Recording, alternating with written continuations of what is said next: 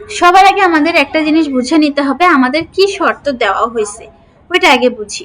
এখানে দেখেন বলা হয়েছে যদি কারো স্যালারি 20,000 টাকার সমান অথবা বেশি হয় তাহলে তার হাউস রেন্ট আসবে 50%। আর যদি কারো স্যালারি 15,000 টাকার সমান অথবা বেশি হয় তাহলে তার স্যালারি আসবে 55%।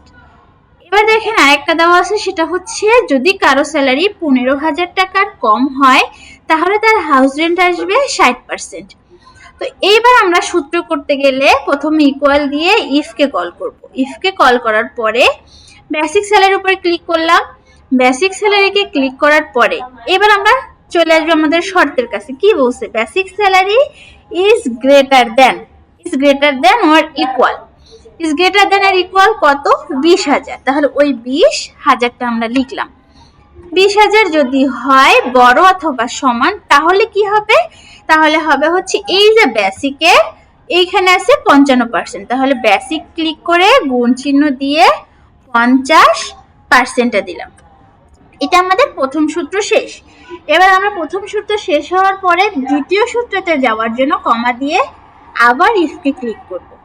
আবার ইফকে ক্লিক করার পরে দেখেন এবার সূত্রটা কি বলছে ওটা আমরা খেয়াল করব। এবার বলছে 15,000 টাকা সমান অথবা বেশি হয়, তাহলে এই বেসিকের উপর ক্লিক করলাম, is greater than or equal দিলাম।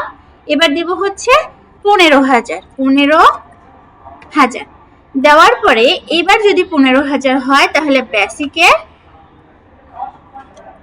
হবে 55% দিলাম। এবার লাস্ট ধাপে আবার ইফ দেব। ইফ দেওয়ার পরে আমাদের প্রশ্ন বলছে বেসিক, তাহলে বেসিকের উপর ক্লিক করলাম, বেসিক ইজ লেস দেন। এবার যদি লেস দেন হয় তাহলে লেস দেন চিহ্নটা দিলাম। দেওয়ার পরে কত? 15,000, তাহলে এই যে 15,000 দিলাম। দেওয়ার পরে যদি 15,000 হয় লেস দেন তাহলে কি হবে? বেসিক গুণ 60%। এবার আমরা ব্র্যাকেট কতগুলো স্টার্ট করছি এটা দেখবো। একটা, দুইটা, তিনটা। যেহেতু তিনটা স্টার্ট করছি ক্লোজও তিনটা করব, করে এন্টার দেব। দেখেন এবার যদি আমরা এখানে টান দিয়ে দিই তাহলে অটোমেটিক আমার হাউজিংটা চলে আসবে। তাহলে আমাকে আর বারবার প্রত্যেকটা ইন্ডিভিজুয়ালি করার দরকার নেই। Thank you.